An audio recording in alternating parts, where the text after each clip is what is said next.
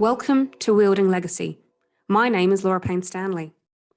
This podcast is for high achievers, visionaries, creatives, coaches, and consultants. Because the key to unlocking your future lies in legacies. You see, I know you are here creating an impact in your industry. You are here building a legacy for you and your family. And it drives you and it occupies your mind. But through my work as a trusted advisor to extraordinary entrepreneurs, I know you aren't yet reaching your greatest potential in business, your performance, and potentially in relationships.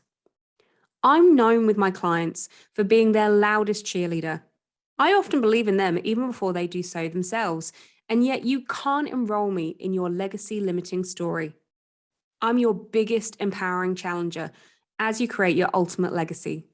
This podcast is called Wielding Legacy, because the key to unlocking your future lies in legacies. Welcome, friends, to today's Wielding Legacy conversation, where I am joined by the fabulous Tigz Rice. She is a UK photographer who was voted the world's leading female burlesque photographer. She's actually also an award-winning author and champions her clients to create personal branding images that perfectly portray their unique personality, style, and values. For me, legacy is about leaving your mark on society. It's about living longer in memories than the physical being. You cannot forge new paths and create legacy without being the first person to tread the path. And it's never easy, but it's so worth the journey. Today, Tigz and I talk about burlesque and how actually creating your burlesque character and your name can help you to uncover your true values and brand personality as you create your legacy. It is my pleasure to welcome Tigz to the podcast today. I feel like this is going to be delicious, maybe a bit sassy. I think so. I can't wait to see where we go with this, Tigz. So welcome to the podcast, my love. Thank you for having me. I've been so looking forward to this. It's good. It's going to be good. We have very similar energies. So we're just going to get straight into it with my question that I ask all season 2 guests. What does legacy mean to you? Oh, it's such a good question. For me, legacy is about leaving your mark on society. It's about living longer in memories than the physical being. So for me, it's always been about making sure that a little something of me stays behind once I'm gone, that just transcends what I'm capable of in my lifetime. So for me, I think it's always been about getting making the history books in a way, and not in a sense of I'm not going to be the next Marie Curie probably, but who knows what the next. I love the fact that you just gave yourself that reframe and went, well, who knows? Let's not contain ourselves. We don't know. Who knows? But I love the idea that a book could be written about the mark that I left on the world, or the work that I've done in my short time on the planet. Something like that to me is a wonderful thing. So yeah, leaving your mark beyond the time you have. Okay, wow. I love that. It's kind of a really concise quote. So legacy is leaving a mark beyond the time that you have here. Now, you kind of given us a little, me and the listeners, a kind of little taster and a little tease, which is kind of appropriate into this. Would your mark be someone writing a book about you, or what would that mark be after you're no longer on this plane? Oh, I've thought about this a lot over the years, especially in lockdown life, when a lot of the things that I held really close to me got taken away. I wasn't able to work because my job was then considered illegal, and it really made me reframe what was important and what mattered. And the things that really mattered to me were human connection and having that deep, meaningful, the really deep dive conversations you have that are beyond what's your favorite color, what's the meaning of life kind of stuff. But also how do I put that mark on life? And you know, I there's like things like having a Wikipedia page, like someone's taken the time to write something about you. It wouldn't even have to be a book, but to have meant enough for someone to take time out of their life to go, you know what, that Tiggs, she's worth putting on paper, or making a portfolio of, or creating a gallery of my photos. I don't know. I haven't quite got to exactly what it is, but I think the fun is finding out, right? And this is so interesting because this comes up with so many guests. The fact that when we talk about legacy, sometimes we can think that we either need to be able to do it. And obviously you said it in a beautiful contained answer of what legacy means to you.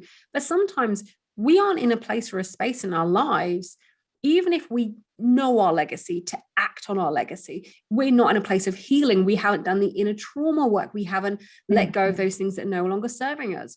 And you may be able to sometimes feel that there's some part of legacy there, but you don't have to know all the answers right now of what it is, how to grow. I mean, I'm going to ask questions, but it doesn't mean that you have to know all those things, do you? Because it almost says that you're going to stay the same person right now, Tigz Rice, right now, from now until the end, which that's just illogical.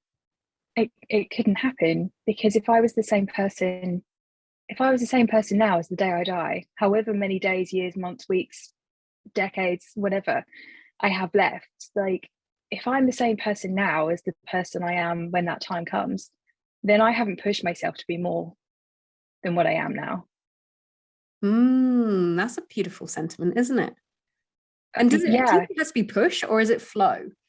I think the coach in me then said push, and I went, oh, sometimes we can feel like we have to push. I'm not saying there's not work in there, but does it always have to be a push, or could it be a flow, do you think?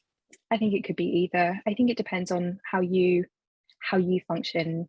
You know, some people enjoy the push and some people enjoy the pull.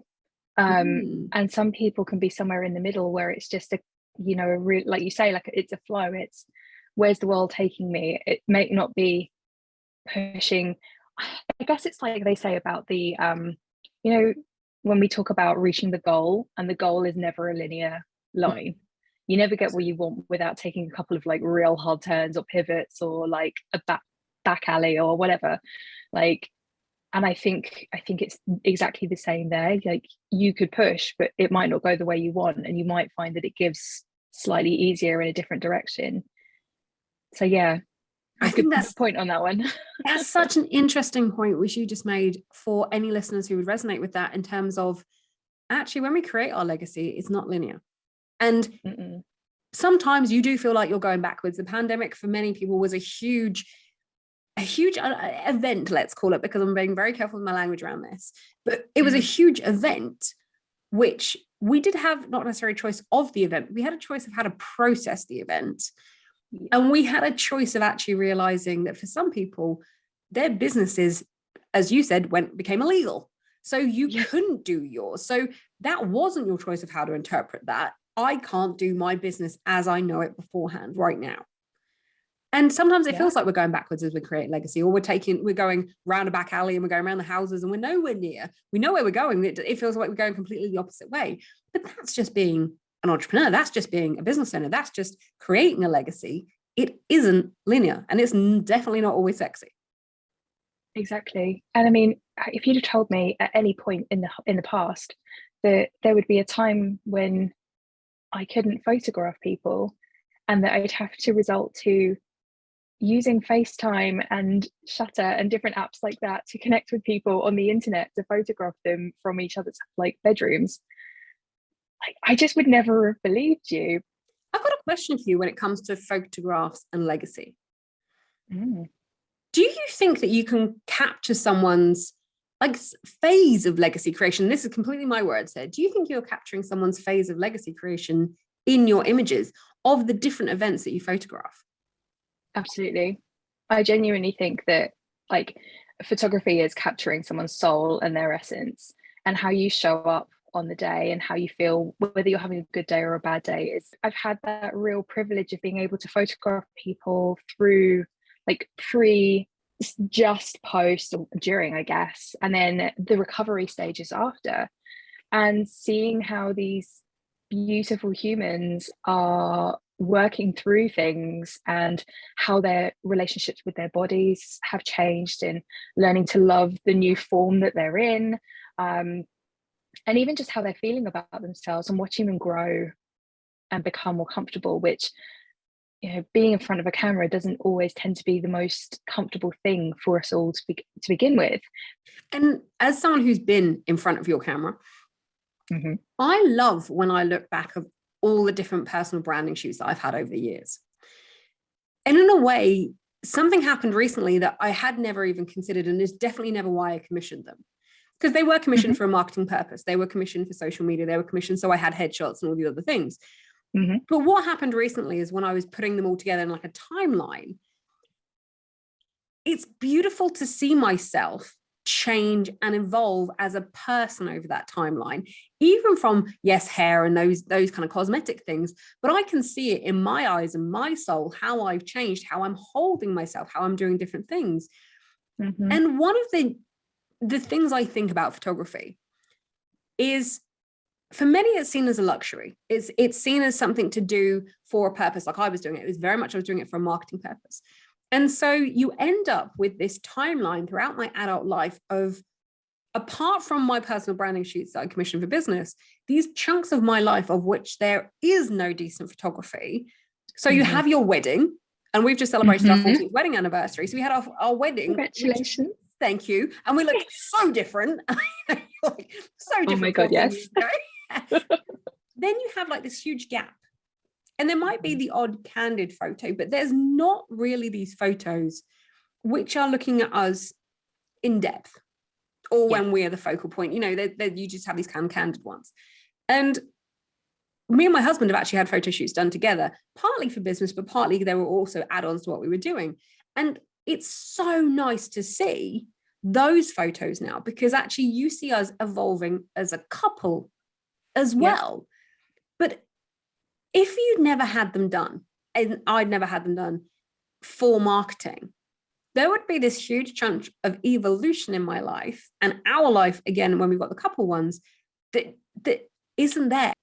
And I think that's something that we miss, just celebrating and the creation of legacy, not the end of it. Exactly. And imagine if you were able to have your photo taken without the social pressures and social constructions around you, where you could just focus on just being you, without, this has to look good for my business, this has to look good for my wedding photos, this has to make a family album. Like, take all of that away. You can literally just be you, and you'll just bring your best self. Or, whatever you're feeling that day, let's document it. You're going through a period that you're really struggling. Hey, let's celebrate the fact that you're still here one day at a time. These are the things that matter in photography. These are the photos that we look back on, not the mundane sort of, I call them mundane because actually normally they're the things we celebrate, but everyone has wedding photos, everyone has christening photos. We all have the same things, the graduation photo where we're all holding some kind of scroll. And but what about the stuff where you just turn up and just be your brutally honest self? This is where I think photography of couples comes in even more, because when you have that photography through the years and the struggles that you've been through, I've always been very open and honest. We went through 13 years of IVF treatments and trying to have a family. I see pictures and I know where we were in that journey. And I say that for you listeners. So if anybody else here is resonating with being through a fertility journey, being childless by choice or not by choice, actually those photos of the two of you become even more incredibly powerful, because they're images of your journey together. Even if you never did get the result that you wanted, it's like this power that you have between the two of you. I have a question for you. Please do. You are someone who has a significant number of photos of you, like you say, through business and other sort of personal whatevers. Do you know the photo, the moment that you realized that you fell in love with you?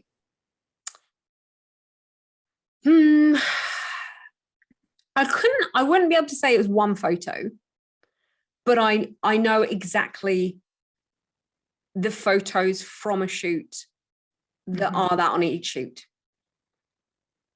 I definitely knew. And let's just talk about it as we're talking about it now, that I remember on my first ever commission shoot, the photographer I chose, at the time, the kind of atypical photo shoots you were seeing out there, I was like, I do not want that. I was like, that's not me. I wouldn't ever want to be photographed like that. And at the time, the shoot that I wanted and the photographer I chose, she was brilliant. She worked with me, but it was very different than what was going on in the industry. But it was a representation of me. Yeah. So everybody on the podcast, if you're actually not listening, but if you go to YouTube, I am a smiley person. I'm just a smiley. I laugh a lot. I've got, it's just, I'm very expressive with my hands. So when you see photos of me, which are just like, it doesn't look like me. I can still have my mouth closed and be smiling behind my eyes and you can see it. But if I don't look like me, people go, okay. And I will have serious ones, but it's always the cheeky ones, because that's one of my values, being cheeky, being curious. I know when we did ours, there's one of me, and again, head over to YouTube and watch this part of the podcast because you're going to want to see what I'm doing. There's a photo of me and I've just eaten a part of a donut and I'm going, yes. And it's the essence of me. It's cheeky. It's a little bit too far. It's pushing boundaries and it's a bit uncomfortable. Kind of that's like me, and it's a bit eccentric and everything else in between, and is everything you're not supposed to do. Don't eat on a shoot. Don't photograph yourself eating on a shoot. Don't photograph yourself eating something unhealthy on a shoot. All of these things. And I love that one that you shot of me, because it's just cheeky me. It was, that's one of my favorite parts of that entire day, actually, is that donut. So, like, that really, and it's only, there aren't that many photos in that section, but it was like the highlight of the day. It was just those things that worked. And in terms of different shoots, when I know, did I fall in love with me? What I will say is, obviously, the way that you are seeing us today on the podcast, I was the client because I'd hired you. And so I was very almost confident in what I wanted to create. And I remember you saying to me on the day, you like to play with the juxtaposition of femininity and masculine stances. So there's a shot of me on some, I was sat on some stairs outside an office and I had my legs, I was in trousers, everybody, so don't worry. I was in trousers, but I had trousers and I had my legs open in heels having a coffee. Now, and I was completely done. I love my makeup. I love my hair. I love my red lips and nails. But the juxtaposition of playing with that of it's normally legs together. It's normally doing a certain thing. But that's me. I like to, and I say I'm the biggest cheerleader, but I'm the biggest challenger. And I had so many comments about that image and the other images we got like that, because it's almost like this is a bit uncomfortable because you're not supposed to do that. You're supposed to be in a certain way and doing a certain thing. And for me, those are the ones that I love because that's the essence of me. Yeah. Always challenging the status quo you are. Well, I do it in a certain way, but not just but because that's actually how I would, not always. I'm saying if I'm wearing a skirt, I wouldn't, but I'm not necessarily a quintessential lady. That's just not who I am. And I think this with photography and when you're creating your legacy, if we come back around to legacy, that you have to create your legacy with quintessentially who you are at your core and your values. Oh, yes. Completely, because otherwise you're not creating your legacy, you're creating someone else's. So I've got a question for you now. Have you ever shot someone in a commercial shoot situation where you recognize that actually they are not living into their truth as who they are in front of the camera? They may have been borrowing somebody's legacy in terms of who they think they should be in the world. So actually it's almost like a second or somebody else's who you haven't got the pure soul. You might be trying to get it from them, but actually they're still running this who I should be. Yeah, I think there's almost like a persona that people expect to have to turn up to a shoot as, and it might be that not necessarily they'll be in the right path, but in the photos are trying to portray something that really they're not. And so I think one of my things that I think, or what I think is a quality of mine, is being able to recognize when someone's not being their authentic self, and not to a sense that I would say it was lying, but just I'm putting on a front to be what I think I should be in front of your camera, and it will lead me to a conversation about, hey, like, what do you like on a normal day? What are your, are you a smiley person? Are you a happy person? Are you a sexy, sultry, madam, like, where are you? What energy do you want to put out in the world? But also, who are you really? Because we need to find that point where the energy you want to give versus the energy you actually are meet. And it might not be exactly what you're giving me right now. So let's take 5 minutes and explore that. And it could be, like, to take a really easy example here, on the boudoir side of things, the pinup, like you have cheesecake pinup, which is very smiley and very cheeky, but some of us just literally don't have that. We're not the cheeky pinup. We are the sultry vixen, or like the ex-wife with the murderess robe kind of like vibes. Like, but that's okay, because we don't all have to be the cheesecake pinup. We can absolutely come to a shoot or any situation and say, this is unapologetically who I am, and I'm going to rock that. And so sometimes it is just realigning someone with what actually are their core values, rather than what sometimes it might feel. The way I perceive it is, sometimes because of the work that someone shoots as a photographer, it is expected for you to be like their other clients, rather than for you to turn up as your authentic self. And so for me, it's always about breaking down that barrier and going, hey, it's okay to actually be true you. So it's so interesting. You just brought something up that was coming into my mind too, about boudoir. So getting into a little bit of a different area right now. A while ago, I wanted to learn how to do burlesque. And one of the most interesting parts of that was when you came to your character creation. Mm-hmm. And don't get me wrong, anybody, don't go and Google me. I'm not on stage anywhere. I was just doing it purely for me. It was an act of self-love. I wanted to do it for me. But when you come to creating your character in burlesque, this is the interesting part, because you have got that, the cute bit, you've got the sexy siren, you've got the femme fatale, and it's such an interesting thing to go, actually, and I'm going to invite every listener right now, if I was a boudoir character, what would my character be and what would be their name?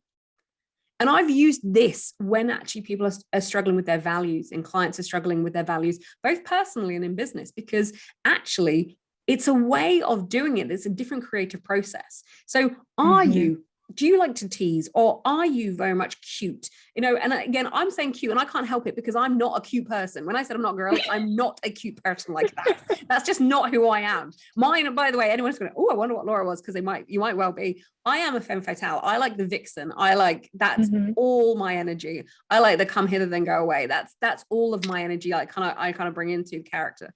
But for you, think about, if you've never done it before, by the way, I completely would advocate going to do a burlesque class and going through the whole thing, because it is such a beautiful experience. You can do them online now if you don't want to go in person with the pandemic, and there's no reason not to do them. But think of who your character would be. What would be their attributes? And then think of names. Because when you start thinking of names, you start thinking, oh no, that's too cute. That's too this way. That's too that way. That's too this way. Okay. Now, am I allowed to ask about your experience with burlesque? Yeah, absolutely. Raven 6 is a very important part of my prior history. Tell us about it. I want to know about Raven. So Raven was around, oh gosh, like 2011 to about 2013, 14. I never officially never announced my retirement or anything. So Raven could come back at any moment, but safe to say that all the costumes, they're not even in my wardrobe anymore. So it would have to be like a full comeback. But Raven was actually like the third name that I had. And like you, very femme fatale, feisty.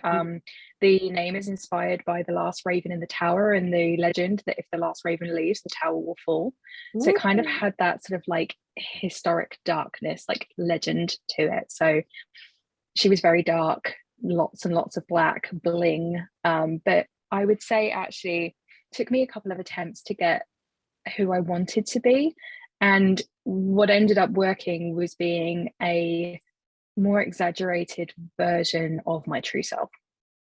Because I'm not cheesecake, I'm not pin up, like I'm a smiley person, but actually like again, the come hither now go away kind of, that's exactly who I am as well. So I'd gone through a few names to find this one. And yeah, sort of like used to prowl about on stage and sort of like very dark sort of, it was classical types of music. So in the Hall of the Mountain King, but it was the Trent Reznor version. So it was sort of like a bit dark, electronic-y. So yeah, and it was just a really good way to explore my body and my persona and get on stage and be creative in a different way. And I remember at that time being really, really in tune with myself. And actually, it's been something I've been considering again lately, is going back and doing some classes, not with the intention of getting on stage, but to just have that time to reconnect with my body and explore and move. And yeah, best ideas come when you're being creative and sort of dancing and all of that kind of stuff. So yeah, but yeah, it's been a few years. Yeah, it's well, when you do burlesque, for anyone who's never done it, you do have to have such an awareness of your body, yes, of your size, because especially if you're dancing in heels, by the way, I found it incredibly hard. So I was like, wow, stomach muscles are not here with me right now as I was trying to start doing it. But you have to be aware of your body constantly, of how it moves and the lines that you are trying to create, because there's a very different line from a cheeky line to a come hither line. And there is a wonderful connection with your body. But I love what you just said as it relates to legacy, because I think this is so important. You said you had different versions of the name as you were exploring who you were.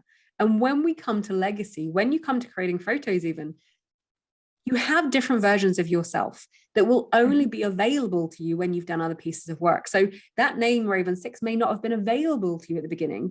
What would be your advice of how to decide what you want to have captured and how to find someone, the person who's going to bring out that best in you on camera? I think it's really important to have a connection with the person that you're shooting with. And I don't mean like you have to be best friends before that happens, because let's be honest, it's still a business transaction at the end of the day. But it's really important to know deep down the person who is shooting you, like look through their portfolios, find work that resonates with you. So you might be, if I think about this from like the sense of like when I was picking a wedding photographer for me, or like the last boudoir photographer that I had, I was going through and finding work that I thought was truly beautiful. And by beautiful, I don't mean they had really beautiful subjects, but what I mean is their artwork spoke to me. Their photos, they hit a note with me that I was like, I would put that on my wall, or I would like to be the person in that photograph. Like not specifically look like them, but I want to be in that shot.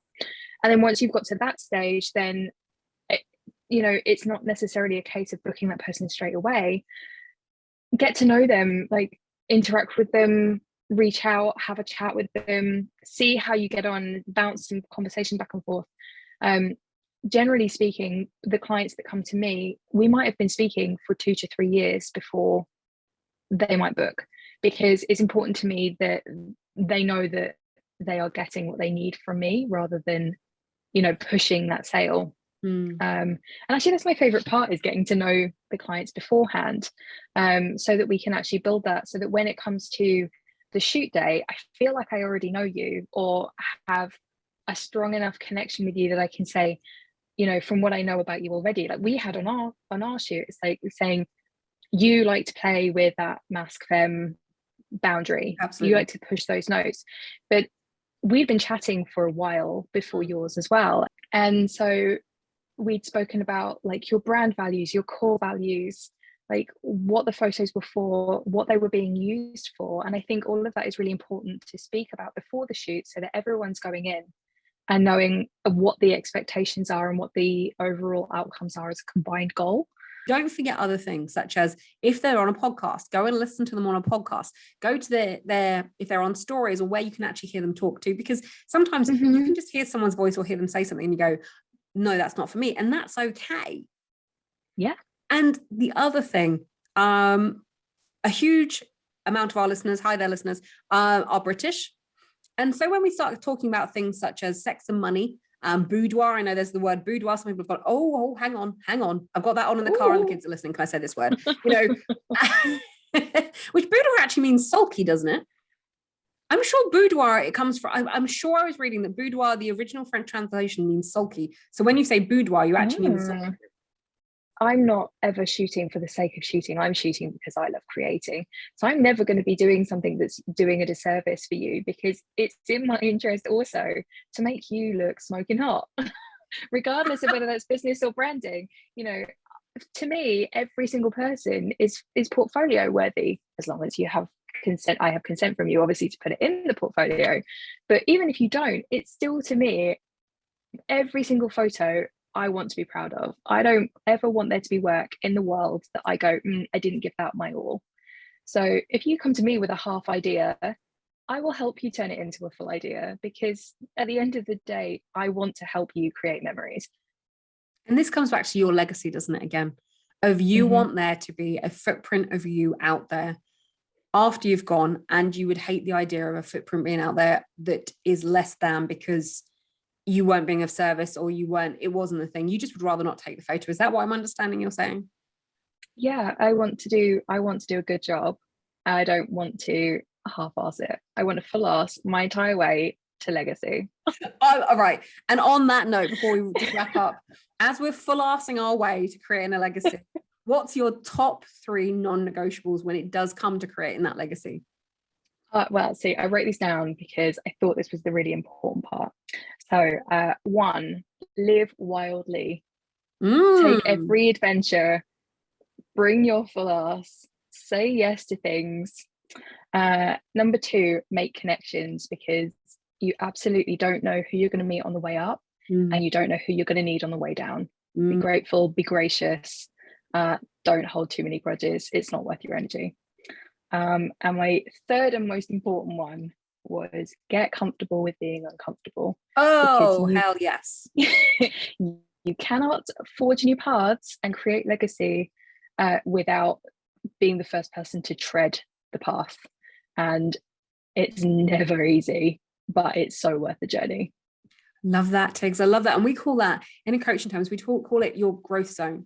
And your growth zone is normally uncomfortable. And when you get to the edge of that, and you are really pushing your outer limits, your edges, then you are really uncomfortable. Yeah. Then you are literally clinging on. And when we say clinging on, we're probably both laughing, but actually we're talking about your mind, body, soul. And your mind could be clinging on, because to move past that edge, till that edge is no longer your edge and you're used to it, means that you have to shed something. You have to let go of something to evolve, to become something new. And I remember when the first time I booked a photographer for myself outside of the wedding, that was my edge. I'd never booked. I had no clue what to ask. I didn't know what you did in these things. I didn't know any of this stuff at all.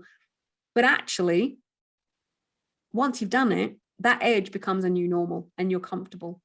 Wow, I think we've covered so many parts of legacy, and especially as it relates to legacy and using photography to capture that journey of creating legacy. Thanks so much for being here with me today, Tiggs. I've had so much fun. Thank you for deep diving into my soul with me today. It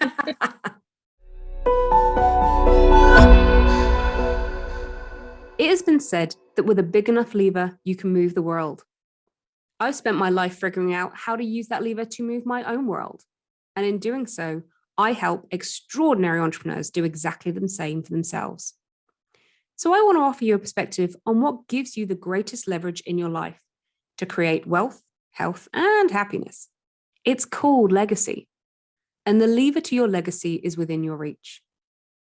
If you'd love to know more about this, go to laurapaynestanley.com/legacy.